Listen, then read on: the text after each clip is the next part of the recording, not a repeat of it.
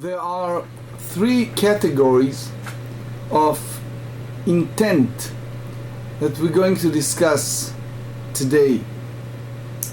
One category is misuse of consecrated item, which is continuation of what we discussed yesterday. The second one is Hilchot Shabbat, when someone did something without the intent, and then the rest of the mitzvot. Some introduction. In general, me'ilah, meaning misuse of consecrated item, we treated in a very serious way. One is liable to be punished for misusing consecrated item, even if he does it unknowingly. Let's say he doesn't have the intent, or even unaware. For example, while attempting to perform a different action, it happens. So, since it was a consecrated items, we treated in a very serious way. Now, with regards to other sins, one is punished only when he derived benefit from the sin. So let's say, for example, consuming forbidden food or engaging in forbidden relations.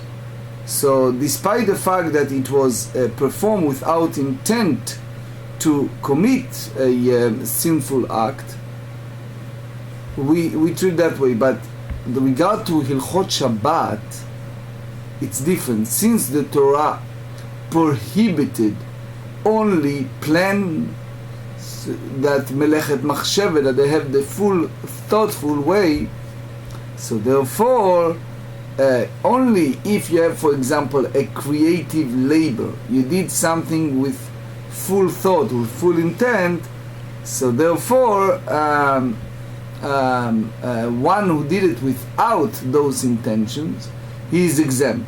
So what we understand, that since there are three categories, we just review what we discussed yesterday. We said that we have measurement and we have category. We have measurement of kezait, which is the minimum, and soon you see a comparison. We try to compare different situations. So we are on page 33, tractate Psachim. 10 lines from top of the page. Mar Breder Ravina Amar, Hacheke Amar, Lo, I Amart בשאר מצוות שלא עשה בהם, שאין מתכוון כן מתכוון, שאם נתכוון לחתוך את התלוש וחתך את המחובר, שפטור, תאמר במילה, שאם נתכוון להתחמם בגזעי חולים, להתחמם בגזעי עולה, שמעל. Okay, so let's think together. You have a tree, and a person know that the tree yonek, meaning has the source of life by being planted in the ground. Now, Mr. Reuven, he thought that the tree is detached from the ground. He saw on Friday a contractor cutting trees, for example, and he figured out that this tree is detached, large tree, for example. Now what did he do? He pulled out, for example, what is called those, not strawberry, the small red one. Raspberry. So I saw always people, when I do jogging, I saw people stopping in a park and picking out some raspberry. I don't know if it's smart or stupid, but I saw that all the times. Okay, so this fellow taking, for example, this raspberry on Shabbat. And the reason he does that, it's because he saw on Friday a contractor cutting trees, and he figured out that this tree is detached. Now he turns that tree was attached. Oh, if it's attached, so you have an issue. So the answer is, when it's come to Shabbat, he is exempt. Why? Because you remember what we study on Shabbat? Melechet machshevet asra Torah. The Torah forbids a person only if he has the intent. And since Mr. Reuven has an intent only to eat it if it's detached, therefore he is exempt. So he said, if you go by other mitzvot, that he is exempt from sin offering because he does not intend to do it. So if, for example, he intend to cut something that is uprooted from the ground, and he took something that is already attached to the ground, so you can say that the melacha of kotzer, it means that someone who's cut, that he is exempt from sin offering. So you should say the same apply to misusing, that if he intend to warm himself with gizei chulin, which mean he intends to warm himself with shearing that from a burnt from the chulin, which means non-sacred wood shearing, and it turned to be that he warmed himself with shearing from a burnt offering, then we said that he is in a category of misuse. So Rashi said, think together. If he have a pile of non-sacred, and he has another pile that is hekdesh, that is consecrated, and he took something by mistake. So when it's come to Ilchot Me'ilah, he still, if it's unwittingly, if it was shogeg, he still need to bring an offering. So what we understand? That the pasuk is more lenient in other mitzvot more than Me'ilah, the mitzvot of misusing. Why? Because over there in Me'ilah the pasuk hold that even a person bless you, even a person that not intend, we hold him responsible the same as intent, versus others that we don't treat it that way. So again, think together with me.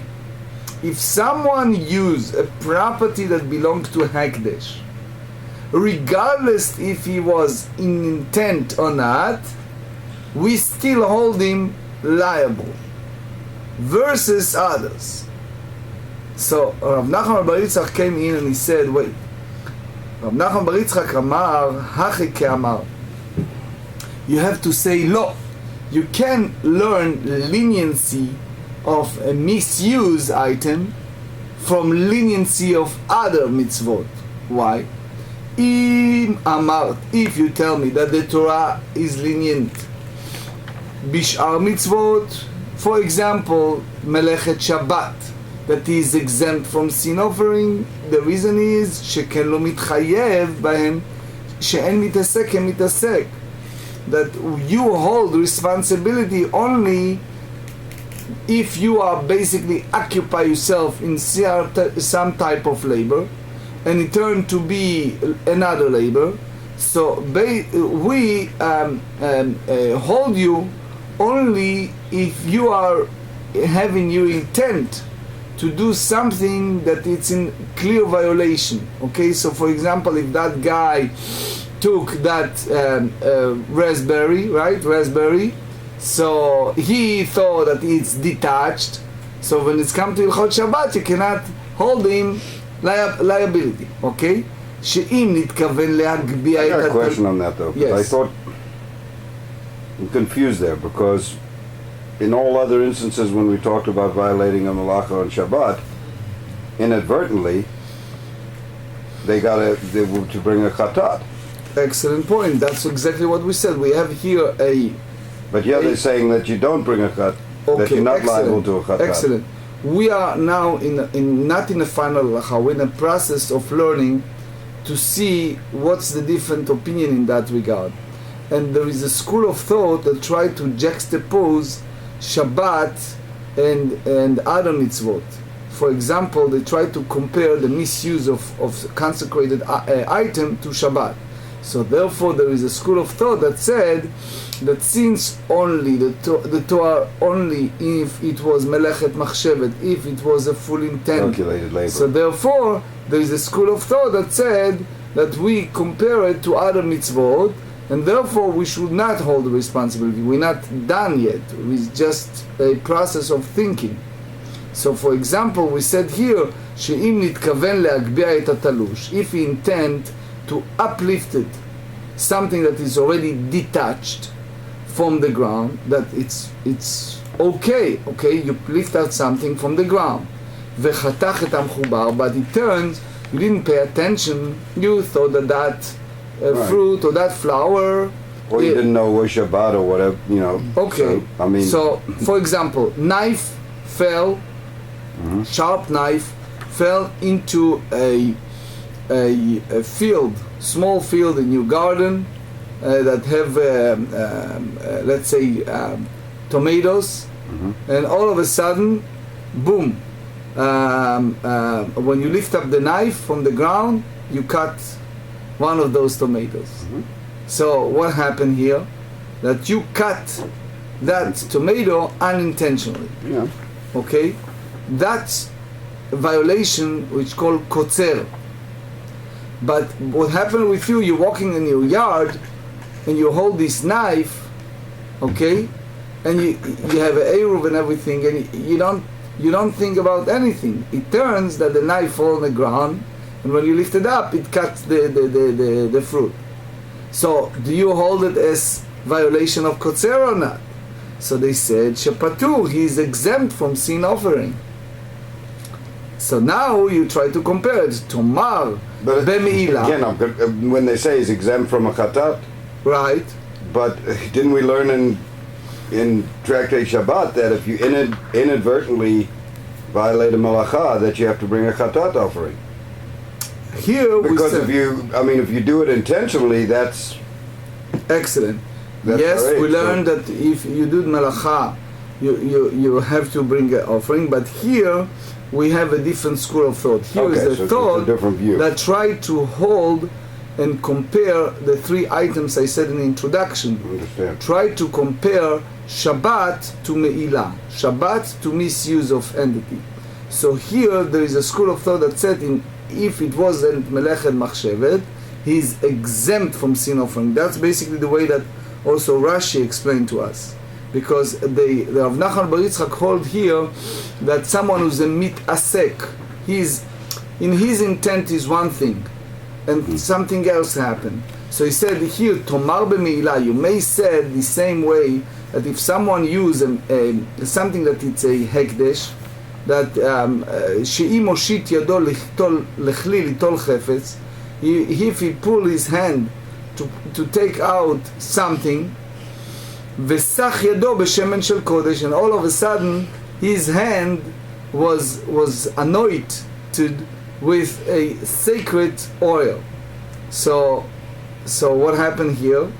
Shema'al, he is in a category of misuse. Why? Because that's basically the same analogous to Shabbat. Why? Rashi explained, because he intend to lift up that item from that vessel, and it turns that inside it was oil, but he didn't intend to touch that oil, and it's sacred oil. So since he does not intend to use that oil for anointing himself, you cannot hold him that he does something as intent, as mitkaven. So, but you see what happened here? Here you requested him to bring an offering, Asham Me'ilot, the offering of misusing a consecrated property, that the Torah did not require the intent when it's a misuse of sacred items.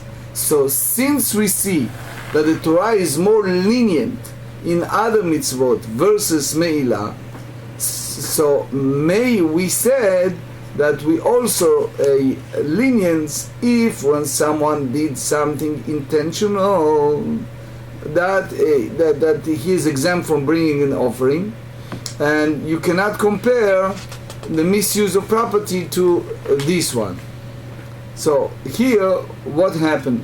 We have here a school of thought that try to compare at least 2 out of the 3 items, which is misusing of consecrated property, Shabbat, and the rest of the mitzvot. Amar Mar, b'meh dvarim amurim.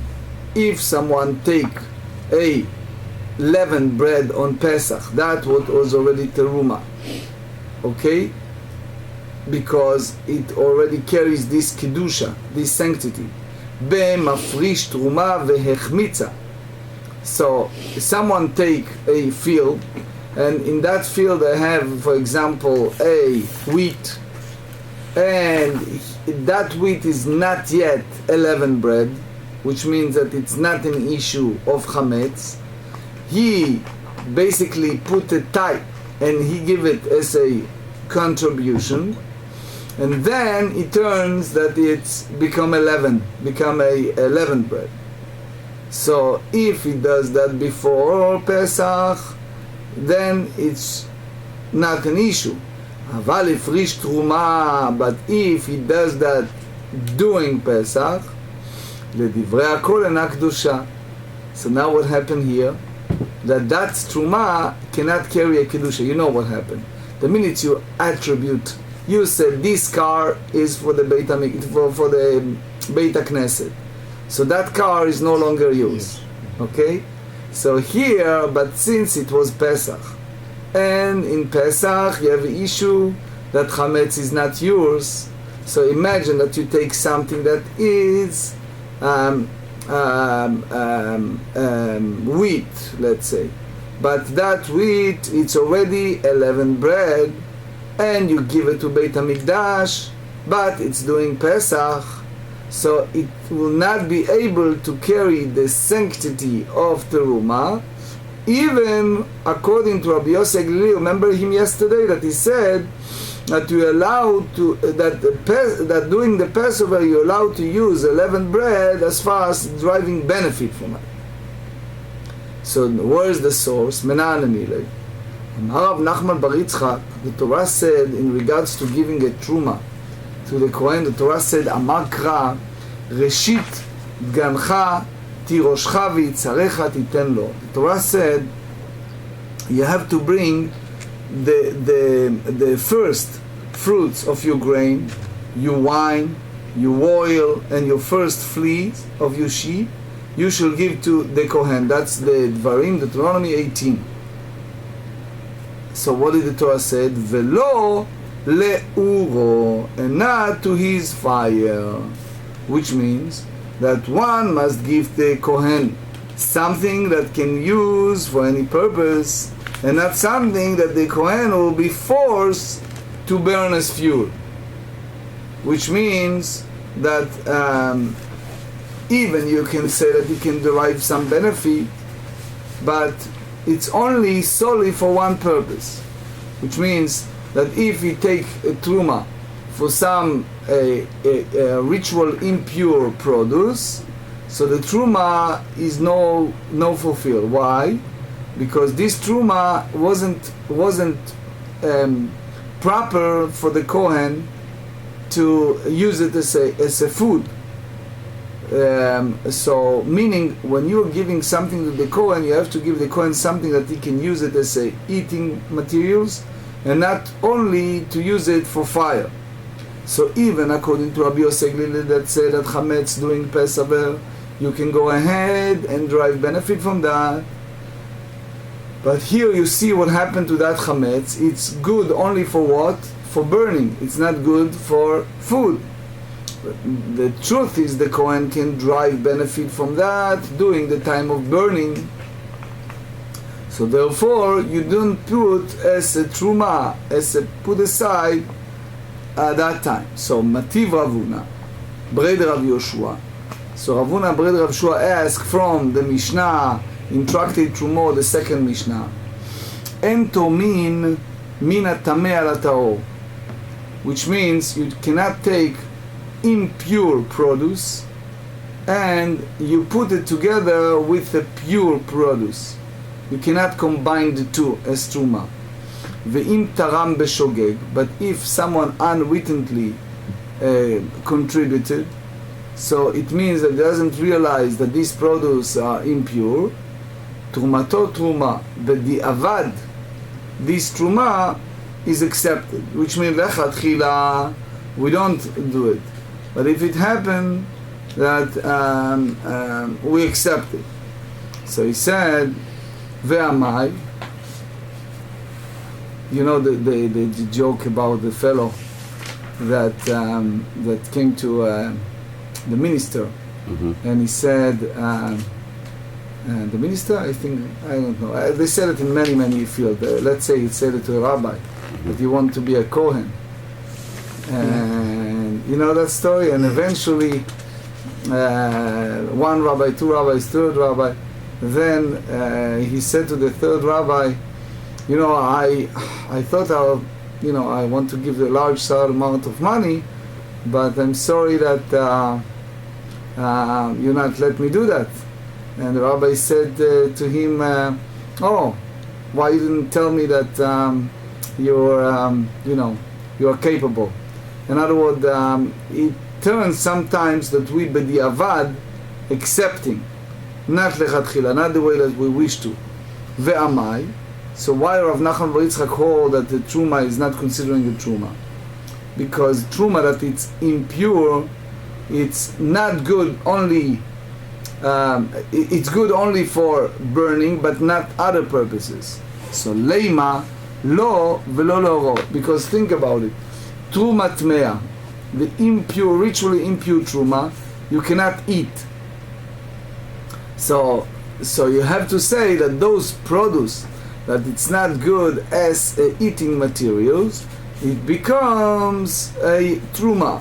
So he said lo kashya, it's not the question. Hatam hayta lo sh'at kosher, hacha lo hayta lo sh'at kosher. So he said you can't compare. Why? Because over there, in the case of impure truma, it had a period of fitness, which means it could have been given as truma before it became impure. But here, when it's come to the chametz, to leavened bread, it did not ever had a period of fitness, which means it cannot be consecrated as truma. So you cannot compare it. There is a very big diyun, it's a discussion among the achronim, what does that mean, velo le'oro. So there is a book called Dvar Shmuel that deal with that at length. So the Gemarrah asks, Udelo hayta lo sh'at kosher ech yedame, what are the circumstances in which this chametz, this leavened bread, did not have a period of fitness even on Pesach? So they said, kegon de achmitz bimchuba, when it's become leaven, when it's still attached to the ground, which means it was all of a sudden a heavy rain. So therefore it cannot be a truma. Aval achmitz betalush, but if it become leaven after being detached from the ground, hachename de kadsha, so then it can leaven bread, this is a leavened bread, they become consecrated as a truma. So it means that this bright are talking about something that it's very rare. So Nachman bar Yitzchak responded and said, Amar lei ein. You have to say that that's solely over a tvu'ah, some type of a field, a fitness, that it become a leavened bread when it's attached. So he said, Bigzerat irim pidgama uv'mamar kadishin she'elta. It's like saying something like almost euphemism, but it's a more simile, it's a more some type of metaphor. He used this term by saying it's based on the pasuk, on line in the book of Daniel, chapter 4. Over there they said about angel, that he came to the evil Nebuchadnezzar, the king of Babylon, at night, and he told him what happened and what is the decree in heaven upon him.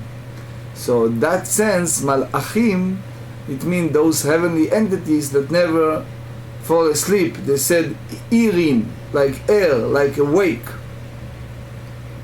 Now, the Rashi here, just a side note, I explained it in my book, Birat Lomar Barashi al Hashas, that Rashi here said Irin Malachim, Klomar Talmidei Chachamim, that this used for the rabbis, that he called them like angels.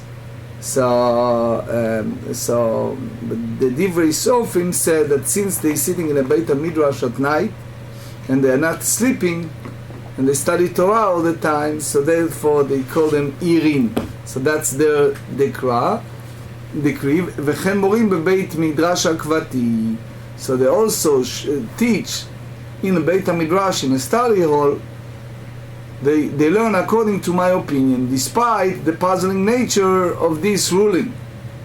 That it means that the Rumah is not fulfilled on the leavened bread on Pesach, only in the certain Tvu'ah that became Chametz when it's still attached to the ground. So now, Rav Huna brother Yehoshua did not accept this response of Rav Nachman bar Yitzchak. So therefore he go in a different avenue. Ki ata Rav Huna brother Rav Yehoshua, or there are some taking out the word ki ata. When Rav Huna brother Rav Yehoshua came, 33b, Amar, he speak about giving truma to the Kohen. Amar Kra, the pasuk said in the book of Deuteronomy, chapter 18, Reishit, the pasuk said, the first fruit of your grain, your wine, your oil, and the first of the fleece of your sheep shall you give him. That's Deuteronomy 18. What does that mean? Sheshareha nikarim leYisrael, implying that its remnants was recognizable for an Yisrael, the Israelite. Yatzta zo she'en shiarei nikarim, excluded this truma, that there is no recognizable remnant left. So it means that it may be consumed by the Israelites, which means because it is leavened bread. So you see here that this pasuk teaches us that any type of tvu'ah that become chametz, leavened bread, you cannot use it as a truma. Yativ Rav Acha בר רב אביה קמא דרב חיסדא ויתיב אמר בשמי דרבי יוחנן, ענבים שנטמעו דורכן פחות מכביצה ויינן כשר לנסחין. If you have a grape that become ritually impure, so he can use it, he can treat them less than an egg back at a time, and the wine that come from them is kosher even for libation. ואינן כשר לנסחין.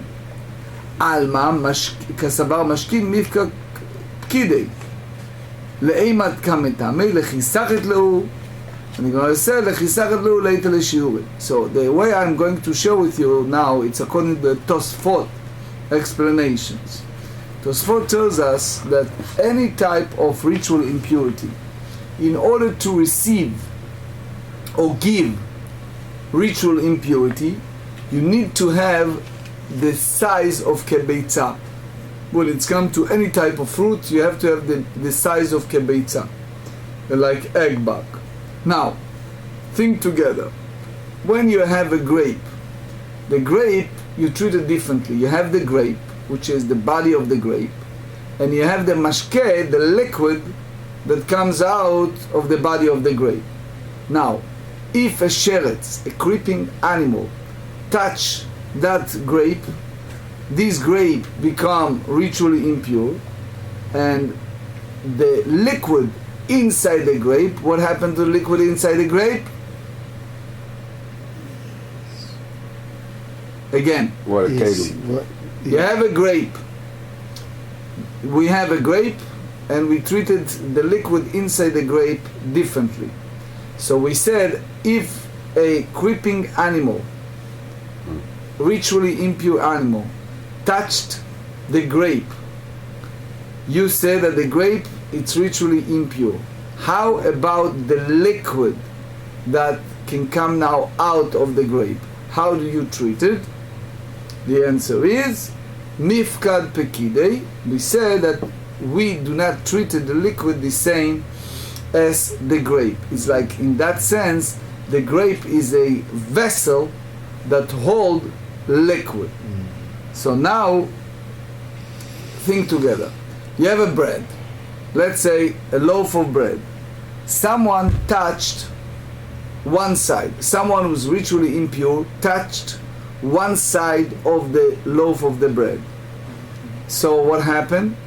The entire loaf of bread is impure. Versus with the grape, you're treating the grape, it's only vessel that have inside a liquid. So he said, Lechi sachit lehu. So therefore, when one squeezes them, there is less than the minimum measure of grape flesh that will transfer ritual impurity. As food can impart ritual impurity only if it has slits and egg bark inside. That's the minimum, and that's the way we treated this food. So the Gemarrah asks, "Achi kebeitza nami." If that's the case, then as even if he squeeze an egg bark of grapes, the juice will still become impure, and therefore they cannot make the wine impure. The Hatnan, we learn in the Mishnah, Tractate Taharot, chapter 3, Mishnah 3, Tmemet shesachat zeitim va'anavim kebeitza mechuvenet tehorim. So someone who touched a dead body, he's now touched in other words, he didn't touch the liquid part, only he touched the grape. So we said, if that's the case, what happened here? Tell me. If one who squeezed an olive or grape in the exact amount of the egg bark, but that person is ritually impure because he touched a corpse, okay? So the liquid is ritually pure. Why? Because once the first drop of liquid is squeezed out, less than an egg bark of food remains, and it cannot render the liquid impure. So why Rabbi Yochanan permits squeezing only less than an egg bark? The Gemarrah said, Hatam de'i avad hacha lechatchila. Over there, in his speaking of the case of the ruling that it was after the fact. However, here in discussion of the ruling lechatchila, so lechatchila, he says, Gzerat dilma ate lemebad eter mevekavetzah. We put the rabbinic decree that maybe a person come to perform an act of squeezing more than an egg bark, and he causing the liquid to become impure.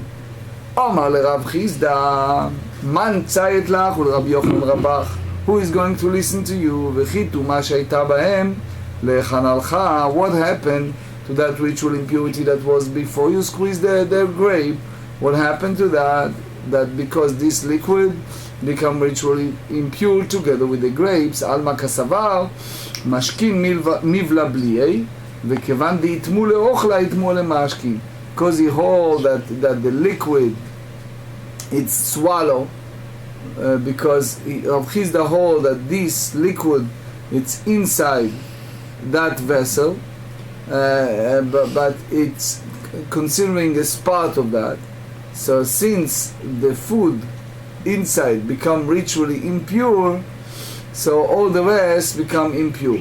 Amar lei, Rabacha bar Abaye said to Rav Chizda, ve'at lo tizbera, the mashkin mifkad pekide. So you don't hold that the liquid are stored inside the grape. Ve'atnan. So again, our question is, how do you consider that liquid? Is that part of the grape or not? Tmeh met shesacha zitim v'anavim. Someone who's tmeh met, who has the impurity of touching a corpse, and he squeezes olives or grapes. So if it was a measurement, kebeitza mechuvenet, if they have the measurement of what? Of egg. what? An egg. An egg. Mhm. So teorim. So all the liquid that come out is pure. Even that they themselves become impure because they touch the corpse. If you tell me that liquid is part of that, so therefore you understand that why is the ritually pure. If you tell me that it's not a storage room, it's something that it's a swallow, it's part of the grape, of the produce, amai tehorim. Why you tell me that this liquid is pure? Because when he squeezed something that is ritually impure, all these liquid inside become impure, even it's not attached to the liquid themselves. Amar lei, Rav Chisda respond to him, Hacha b'may askinan. Here what we're dealing with, ba'anavim shelo uchsheru. We talk about the grapes, talk about olives that have been not rendered susceptible to ritual impurity. Why? Because they have not come in contact with liquids. So, le'emat mitkashrei, when do they become susceptible to ritual impurity?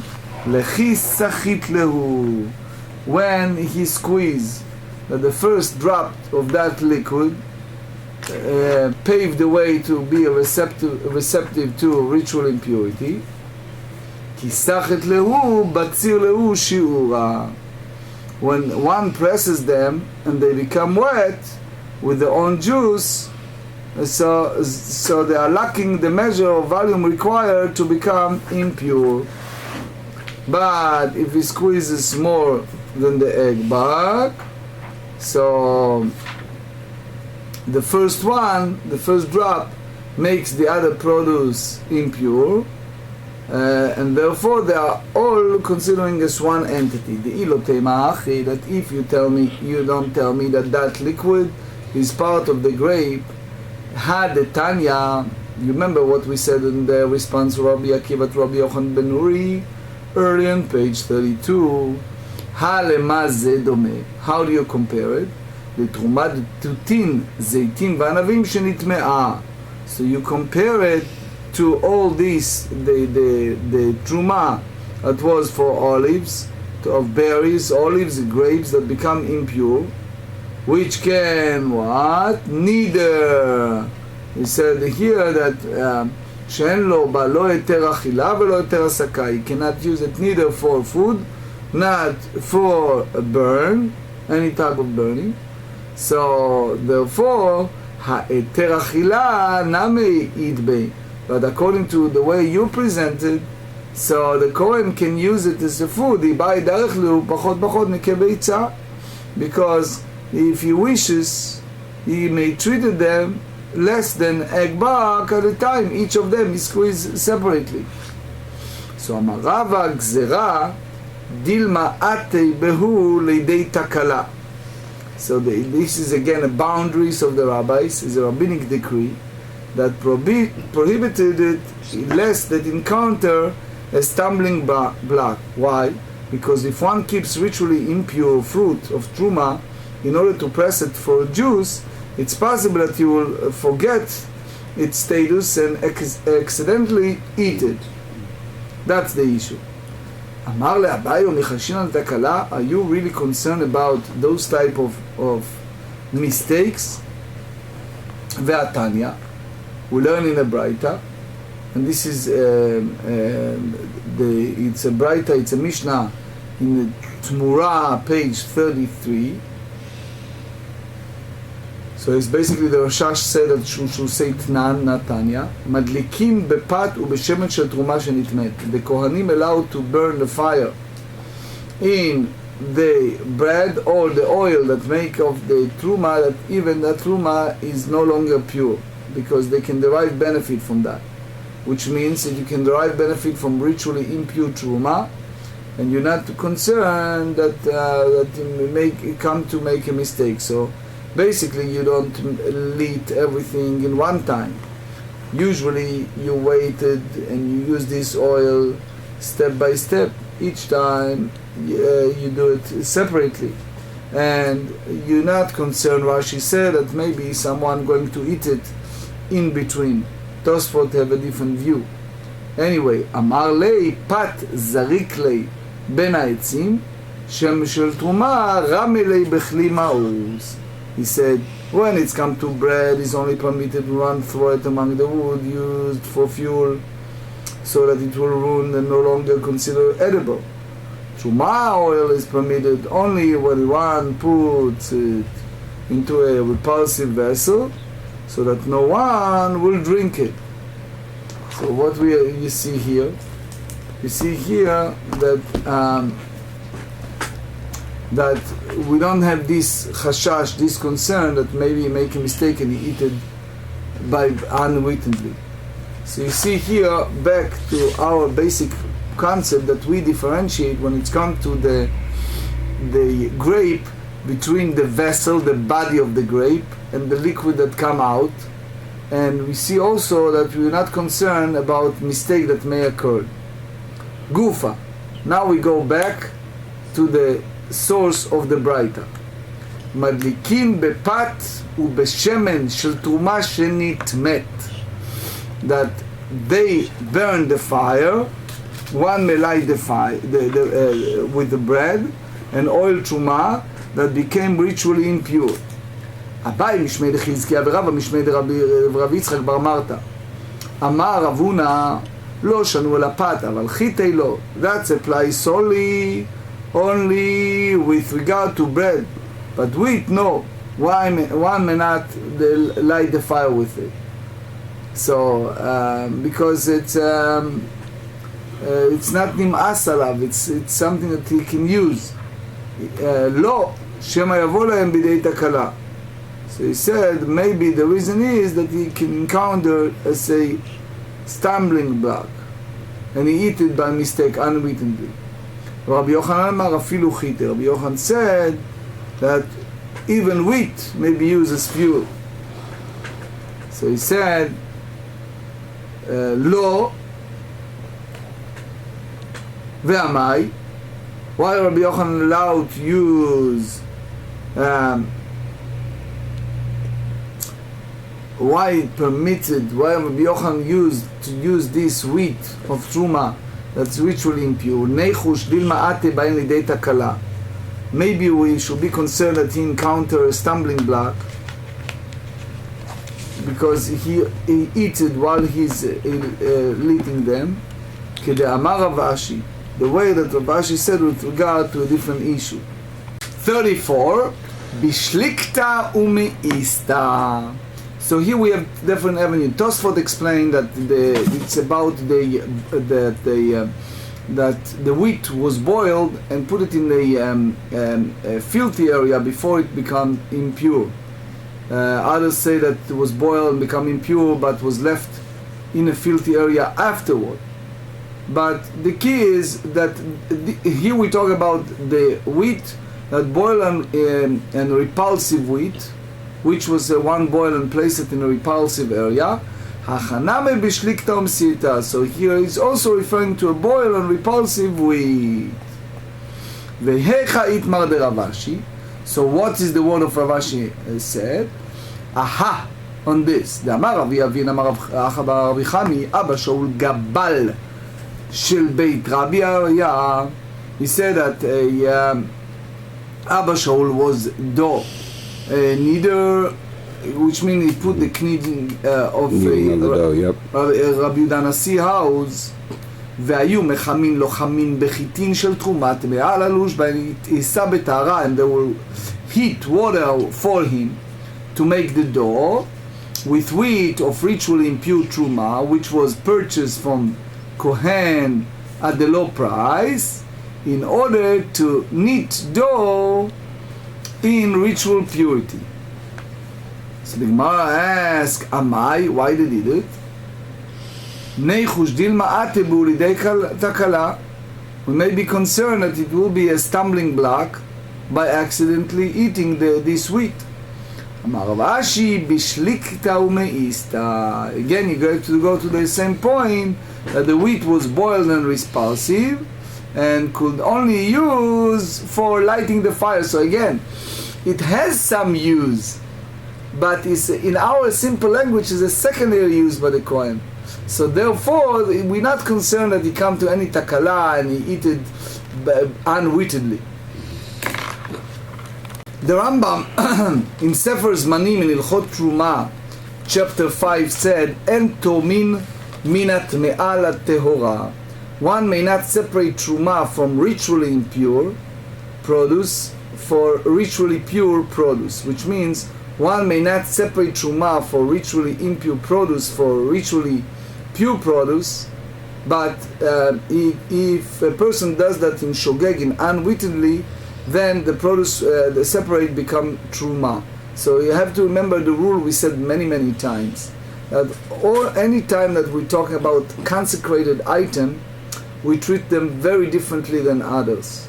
So anything belongs to the, for example, nowadays, religious institutions, etc., we treat them in a very different ways than something that it's either individuals or public. Another halacha is Rambam in a different book in the Sefer Tahara, Ilchot Tumat Oalim, chapter 9. If one who is ritually impure, with impurity imparted by a corpse, he put precisely an egg bark of olive or grape that had become susceptible to impurity, the liquid itself is pure, provided the person did not touch the liquid. So we explain, and that's a very important part of the shiur today, we explain that in halacha we categorize olives and grapes different than other entities, which means we hold that, for example, the grape, it's a kli, it's a vessel, and the grape itself can be ritually impure versus the liquid that come out can be pure. But if you talk, for example, bread, a loaf of bread, and someone who touch a corpse touch that loaf of bread, so it makes no difference which side of the loaf of bread touched, the entire loaf of bread become ritually impure. Because here, when the liquid involved, we treated the liquid differently. That's the idea of mifkad pekide. It's hafkada in Hebrew, meaning you put something as a deposit, so it's there. We also said, this is a Rambam and Ilchot Trumot, chapter 12, Truma bread that becomes impure should be placed with firework until it burns, and oil that becomes impure must be stored in the a filthy vessel until it uses for lighting. If wheat become impure, he can study with us even with his age. It must be boiled and then stored in a filthy vessel until it used for kindling. He's cute, he's just woke up. Okay. So basically, to wrap it up, we learned that we have to separate between the entity of Me'ilah versus Shabbat versus Sar Mitzvot. Me'ilah, when it's a misuse of consecrated property, it's in a total different category, and even unintentional, it's still treated in that sense that need to bring the Korban.